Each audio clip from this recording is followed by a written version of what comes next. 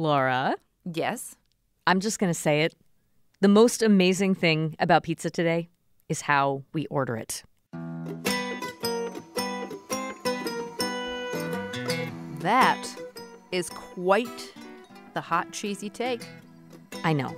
But look it. I'm gonna order for us right now. I'm gonna grab my phone, open up the app for my pizza purveyor of choice. I'm gonna enter a large. I want a large hand-tossed crust, toppings, what you want, your usual Pineapple thing? Yes. Okay. This is how I'm gonna pay for it, same way I did last time, and we're done. It's magic.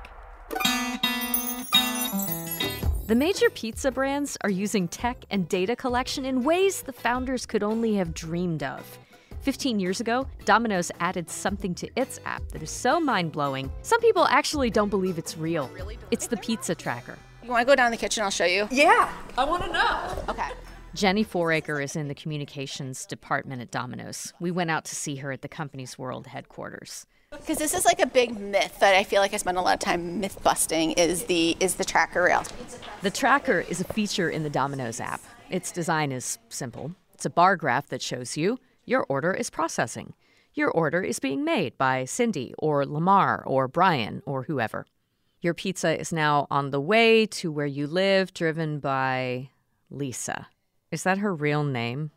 Jenny says absolutely. So when you come into work, you sign in and you have a role down in this kitchen. We're standing there inside the kitchen where all Domino's employees get their pizza boot camp. Jenny points up to the computer screen where orders come in.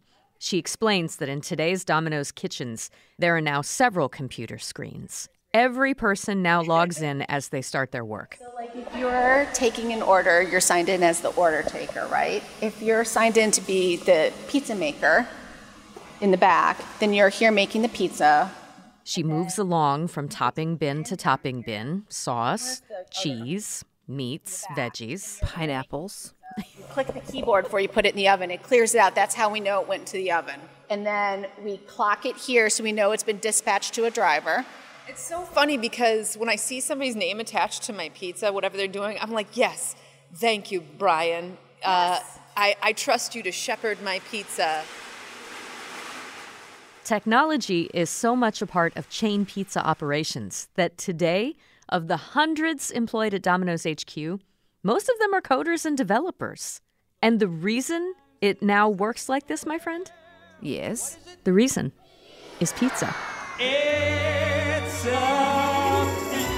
a pizza, mamma mia, pizza pie. It's a pizza, mamma mia. Sing it with us. It's a pizza, mamma. This is Dough Dynasty, the podcast all about Michigan's pizza empires and the glory they hath wrought. I'm April Thayer. And I'm Laura Weber Davis. This is an extra cheese episode, and I think I'm about to get schooled about pizza's relationship with technology. You got it. Today, I am taking you into the pizza matrix.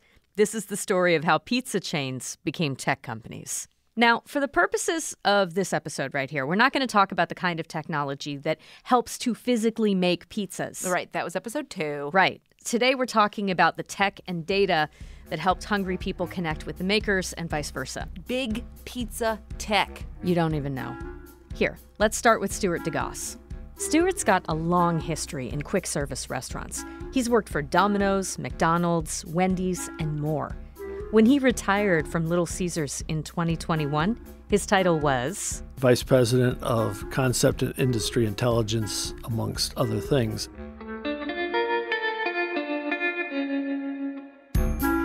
Industry intelligence, as in pizza industry intelligence? Mm-hmm. All of that secret insider piecraft, spycraft. Our president and one of the vice presidents came to me one day and said, you know, you've done a good job helping us with our research. We'd like to have you start a division. What they wanted him to do was track the trends at other pizza chains and compare it to what Little Caesars was doing. And Stuart was like, sure, that sounds interesting. They said, oh, by the way, you've got to go to Boston for a week of training. It was an intense 8 to 8 every day of the week, learning from former CIA, former military intelligence. Are you allowed to say what some of the things were they were teaching you there? It wasn't just collect the data, that was part of it, of course, but how do you analyze it? What does it really mean? Should we be in the delivery business? Should we have a deep dish product? What about gluten-free crusts? Selling pizza is absolutely about the product and about figuring out what makes the customer most likely to buy. But as we've told you, in the 1960s, when the Michigan brands we've been talking about, Little Caesars, Domino's, and all their competitors, when they were trying to break through, they needed ways to get an edge over all the burger slingers and chicken fryers of the quick service industry, which is how the first major development of big pizza tech emerged. You mean ye old rotary phone? In 1998, when I first started learning about this company, 80% of our business was transacted over the telephone. Dave Brandon is the executive chair of Domino's. He was the CEO during the first decade of the 2000s. We'd give you a magnet that would go on your refrigerator with that phone number. We would send that out in all of our print ads. Our job was to get that phone number in your head and get it next to your phone. So phones were the first big tech leap forward. What comes next? Well, once you've got it established in your customer's head that the fastest way to get a pizza is to order by phone, all of a sudden another powerful tool comes into play. I'm Steve Green. Steve has done a number of jobs in the industry. These days, he publishes a magazine called PMQ. It's kind of like the Financial Times of the pizza industry. Back in the day, Steve Green started out publishing cable TV guides, but he went to check out a job at Domino's. They were looking for someone to do the marketing legwork for soon-to-open pizza shops. Steve Green got that job, got promoted to be the company's marketing director, and he was so into it, he eventually bought a couple of Domino's franchises of his own. And it was during this time he realized something. We had a secret weapon over other restaurants, and that is we had the home addresses of all of our customers. So in the mid-1980s, Steve Green says very few companies or franchisees were using that information. Then, in 1985, Domino's creates this program called DAOT. It was a sort of really early form of a database. And that was a simple way for you to input your customers' addresses into a computer and then be able to do rough mailings to them. That was the system that I used. Then I realized that I wanted it to do a lot of other things.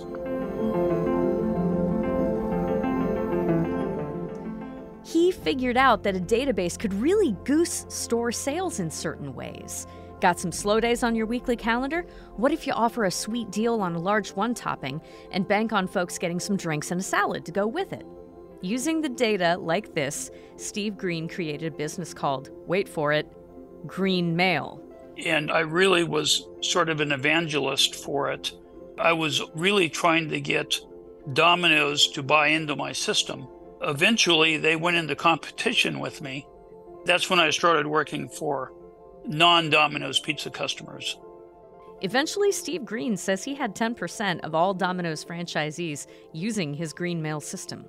Coordinate that with mailbox coupons and a pizza brand's national TV ad buys, and it's like this hypnotic refrain whispering in the customer's ears. Pizza, pizza, pizza, pizza, pizza. See what I mean? Yeah, totally. But, okay, so this is all pretty old I wouldn't even call it technology. When do I get to order pizza on a mobile app? We're getting there. But we're going to need that spy master of the industry, Stuart DeGoss, to move us into the next phase. Well, I guess we'll do that right after this break. We'll be right back.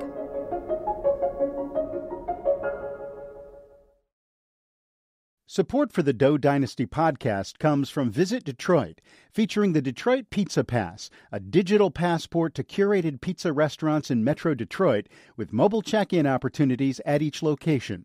Information at visitdetroit.com/digital passes. Support for the Dough Dynasty podcast comes from Visit Detroit, featuring the Detroit Pizza Pass, a digital passport to curated pizza restaurants in Metro Detroit with mobile check-in opportunities at each location. Information at visitdetroit.com/digital passes. Around the time Domino's founder sold his company, Stuart DeGoss had been working there for about 8 years. He decided to cross over and go to work for Mike and Marion Ilitch at Little Caesars. At that point, these two big pizza businesses, they were both making pizza, but they were very different. Right. Domino's was leaning hard on delivery, whereas Little Caesars was all about the carryout. Exactly. That means that Domino's had this huge pile of data that it was putting to work. Customers' names, phones, addresses. Little Caesars, not so much. When I went to Little Caesars, we had a cash register. That was it. Part of Stewart's early work at Little Caesars was getting them in on the data game, modernizing operations. And he did. Things were happening at some of the other Michigan pizza chains as well. The biggest change that I would say in the last 30 years has been technology. Steve Jackson is the CEO of Hungry Howie's, a company that has 535 stores in 21 states, including in its birthplace of Michigan. This is a brand that's been around for 50 years as of this year, and Steve Jackson has been the CEO for most of it, including the period when computers came into the pizza shop. The computerized POS systems, point-of-sale systems that were put in stores, we started putting them in the middle 90s, and you got a hot, flour, dusty environment, and you're taking this special piece of equipment, a computer, and putting it in a store. So that was an interesting transition for those developers to get it to the point that it would survive the battlefield. And once they did, it was pretty much the same data goldmine the other big brands had figured out. We have your name, we have your address, your landline if you have it, your cell phone if you have it, we have your email address. We know what you eat, and we know when you eat it. So when we started dealing with data scientists years ago, they couldn't believe the possibilities, what could be done with that information. It took no time at all for customers to want to send their pizza orders online. Domino's was experimenting with this long before they took it to the shops. The early version had some bugs. Here's Domino's Executive Chair Dave Brandon again. So our first test market for online ordering was in Las Vegas, Nevada. And I flew in there one day and checked into a hotel and got out my computer. And that was back in the days where you had to hook it on the cable. And probably a dial-up system. Oh, totally. Dial-up system.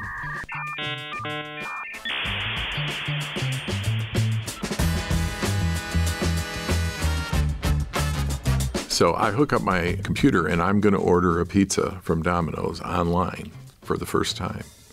And I set my watch next to the computer and I started going through screens and filling out this and filling out that and putting this information in, filling that information.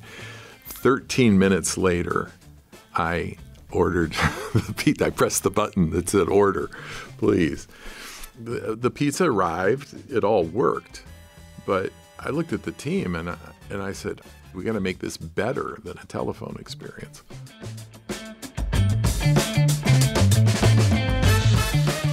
They kept at it. The technology got better. Brandon's successor, Patrick Doyle, went to the tech team in 2011 and asked them to build an app that could complete an order in the time it takes a red light to turn green. And today, 80% of Domino's orders come in online. The changes of online ordering go so far beyond the convenience that you and I might get out of it. Suddenly, chain pizza stores knew a lot more about what kind of toppings they should keep in stock and what kind were unlikely to ever sell. They know more about peak times and low spots and what actually affects sales.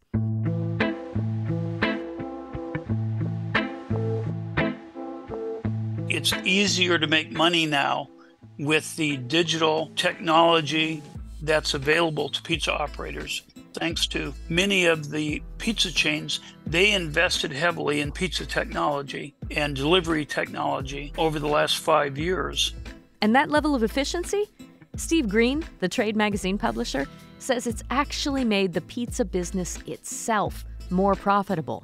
They also taught our whole industry how to do it, and they, more importantly, created an army of technology service providers that are now going in and helping independent pizza operators and other restaurants learn how to transform their pizza businesses. There's just so many tools that are available to selling more pizza and making pizza better. All this just in time for an entirely different tech innovation to blow everything up. I mean, you want to talk about another game changer that's evolved over these recent years is third-party delivery. When companies like DoorDash started popping up, Hungry Howie's CEO Steve Jackson was a total skeptic. And maybe not for the reason you think. It's not that he didn't think the third-party services could hire drivers on par with the pizza chains. The one thing about the pizza business, it's always been a coupon-driven discount business. So what happens is the prices can tend to be on the higher side, but the offers are way less than what the normal menu prices are. So when these third parties came in and they wanted to start charging 30% of the order, I said, it'll never work. We devised a plan. That plan pretty much was, if they order through third party, they pay menu price. I said, it'll never work. People aren't going to pay menu price. But a crazy thing happened. All those customers really enjoyed getting food delivered at menu price or even above. And in the last 24 months, we developed a relationship with DoorDash. They're handling about 6% of our business, which is baffling to me. Steve Jackson isn't entirely at peace with pizza's marriage to the third-party companies.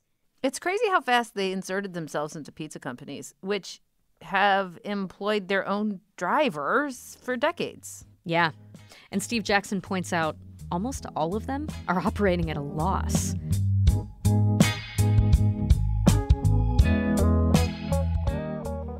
For sure, the tech investments we've been talking about, point-of-sale computer systems in pizza shops, apps for mobile customers, they are a lot harder for independent mom-and-pop pizza shops to get.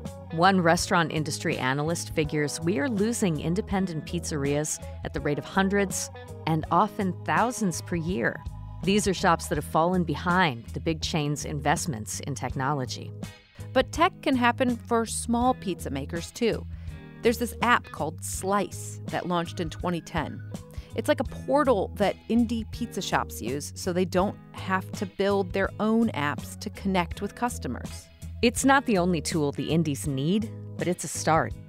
No one knows for sure how this is going to turn out for local pizza makers. We're going to have to leave this episode sitting in a big pile of uncertainty for some of our favorite indies in Michigan and all over. But we do know that technology has and will continue to play a role in how this durable, inventive industry evolves. Consider this. Domino's is now experimenting with delivering to just about any location based on a pin that you drop on a mobile map. Your soccer game, a sidewalk, anywhere. And we do know this. Pizza finds a way every time.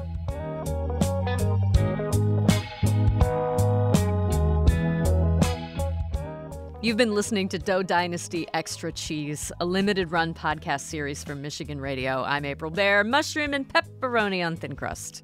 And I'm Laura Weber Davis, pineapple Detroit-style deep dish with ranch. We have had such a blast sharing slices of pizza history with you over the holidays, over a deep dish with halal pepperoni and artichokes maybe. We hope that you can share this podcast with your family, your chosen family, your delivery guy, whoever you think maybe is going to be into it. This episode was produced by me, nerd of all nerds, April Baer. Other producers on the podcast are Ronia Kabansag, Mercedes Mejia, April Van Buren, and OG Pizza delivery driver Mike Blank. Rachel Ishikawa is Dough Dynasty's podcast editor extraordinaire. Our web team is Jody Westrick with Paulette Parker, with help from Emma Winowicki. Special thanks to Pizza Consigliere Holly Eaton and to Tessa Kresh, Kate Weiser, and Olivia Moradian. Our theme music for the Dough Dynasty Extra Cheese episodes comes from Gemini. Additional music from Audio Network and Blue Dot Sessions. Dough Dynasty also has a newsletter where you can get exclusive pizza-related content and more fun stuff. Sign up at michiganradio.org/dough. Bye! Bye!